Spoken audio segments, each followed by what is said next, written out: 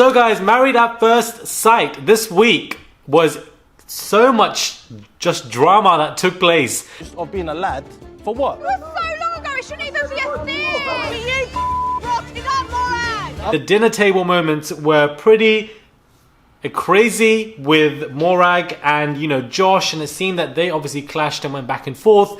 So if you want to take that in a certain way, then you can take it and shove it up your arse. I don't give a shit. Calm down, Amy. No, I'm fucking done with this shit. And then, of course, we have them going into each other's homes. How are they dealing with all of this, guys? Just leave it there. Leave it. Where do you want to put this? No, just leave it out. I'm putting it down. You don't need to grab it. Just do what you're doing.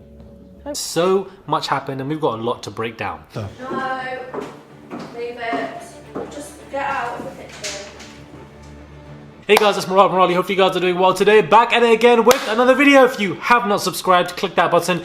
Daily and consistent content. And guys, Married at First Sight, link in the bio below. If you guys have not watched up, catch up. Sponsored by E4. And let's get straight into this review and head over to my TikTok as well for the Married at First Sight UK review as well. This show, this cast, everything, it's giving what I need. And I do feel like, I just feel so sorry for Alexis. But I feel like she's grown in this experiment. I do feel like it's really helped her character development, and I feel like it's just given her an insight on stuff that she maybe now needs that she now needs to look for when it goes into the outside world. But I'm just sad for her. I wanted her to stay. I really liked Alexis. I feel like she was one of the best for me personally on the show, and I feel like just with this experiment she was just she gave a lot and didn't get much back, and I felt sorry for her.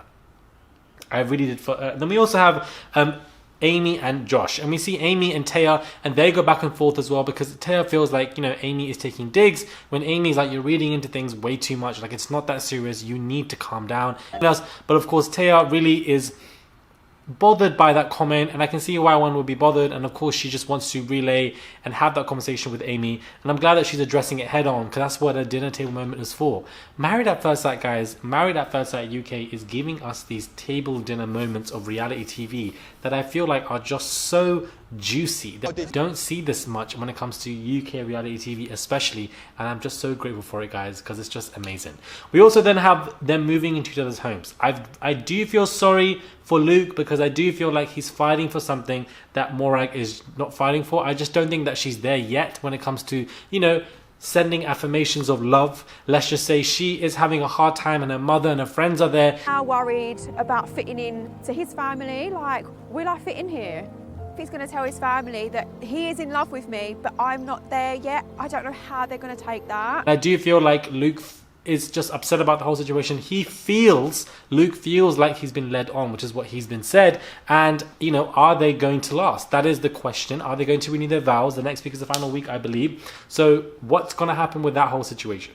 That is something that I find to be, it's just when you move into the family homes, you have to have those conversations with the parents, with the siblings, with the friends. The idea of moving, going to Northern Ireland, for example, does this seem plausible? Is this going to happen? How do the parents feel about it? So it's another whole world that you have to deal with. It's like constant baggage, because this experiment, guys, it's difficult. It's Mum and Dad's initial reaction to him saying that he wanted to move to Northern Ireland, they seem to be a little bit taken aback, because I think they are such a close-knit family. Not easy. You know, you may get on with people, and you may not get on with the people. But I do feel like this whole week has been absolutely amazing.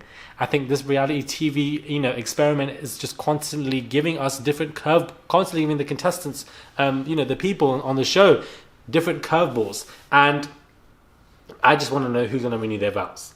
Because Marilise, of course, had that issue of, you know, being spoken to by her husband, and she said, you know, I don't like the idea that I need to speak when I'm spoken to, or I shouldn't be speaking when you need to speak, and this kind of power of authority. How do you tackle that issue? And the fact that he apologized quickly showed that he has accountability, and I feel like, you know, it's a good sign that, you know, if there's a problem, you can just apologize and you can just move on. I don't think you need to end a relationship simply because of this minor issue if you can apologize. So I'm very keen to see how Marilise goes on with that, because that could be a seed in her head. Will that sow, or will that go away? Interesting. Let me know your thoughts are when it comes to this week. Have you guys watched it? What are your thoughts? It's just such good TV, guys. It's such good TV. Let me know your thoughts are. Subscribe to the channel. Click that button, guys, for daily and consistent content. Married at First Sight UK. If you're not watching it, link is in the bio below, guys. Head over to my TikTok, and I will catch you guys soon for another video.